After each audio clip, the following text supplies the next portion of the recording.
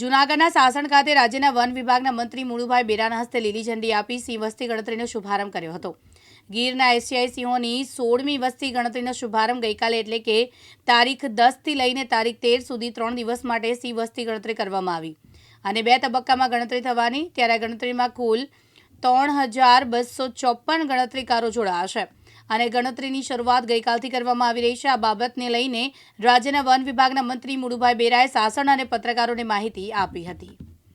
આપણા એશિયાટિક સિંહોનો એકમાત્ર આપણો વિસ્તાર ગીર અને સાસણ, એમાં આજથી 13 તારીખ સુધી 10 તારીખથી 13 તારીખ સુધી આપણે સિંહની જે ગણતરી કરવા માટે અંદાજિત ગણતરી કરીએ છીએ એની શુભ શરૂઆત પ્રાથમિક ગણતરી આજે બપોરના 2 વાગ્યાથી આવતીકાલે બપોરના 2 વાગ્યા સુધી પ્રાથમિક ગણતરી બધી જગ્યાએ પૂર્ણ થઈ જશે અને જે 13 તારીખ બપોરના 2 વાગ્યા સુધીમાં આખરી ગણતરી છે એ પૂર્ણ થઈ જશે। અલગ અલગ બીટ ઉપર બીટ વેરિફિકેશન જ્યાં રેવન્યુ વિસ્તારમાં પણ છે સિંહ, ત્યાં 3 થી 10 ગામનો એકમ કરી અને વન વિભાગના અધિકારી કર્મચારીઓ, સ્વયંસેવકો, NGO, અનુભવી લોકો અને આ વખતે એક નવીન પહેલ કરી અને સ્થાનિક જે આપણા આજુબાજુના ગામોના સરપંચો, લગભગ 600 જેટલા સરપંચોને આપણે આ વખતે આ અભિયાનમાં જોડ્યા છે। એટલે લોકભાગીદારી ઉપર વધારે ભાર મૂકી અને આ વખતે ખૂબ સરસ રીતે જેમાં ટેકનોલોજીનો પણ ઉપયોગ કરવાનો છે।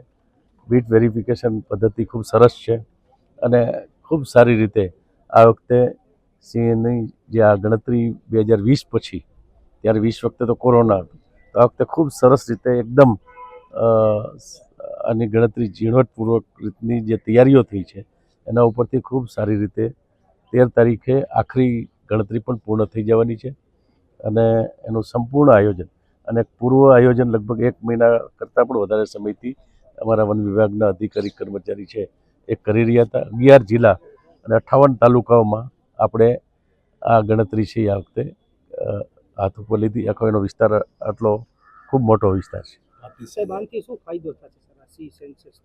આપણે સિંહની વસ્તી ગણતરી દર 5 વર્ષે કરી છે વર્ષોથી અને એના કારણે 5 વર્ષે જે પહેલાં એવું હતું કે પૂનમના દિવસે અવલોકન કરતા હતા, પછી અલગ અલગ પદ્ધતિઓ બદલાતી રહી। અત્યારે હવે તો ટેકનોલોજીનો યુગ છે એટલે અત્યારે એનો અને માનવ બળ બે રીતે ખૂબ સરસ રીતે આપણે આયોજન કરી છે અને એના અંદાજ આપણે ચોક્કસ આવે એના માટે દર 5 વર્ષે વન વિભાગ છે એ સિંહની ગણતરી કરે છે। પ્રકાશ દવે સાથે યજ્ઞેશ ભટ્ટ, દિવ્યાંગ ન્યૂઝ, જૂનાગઢ।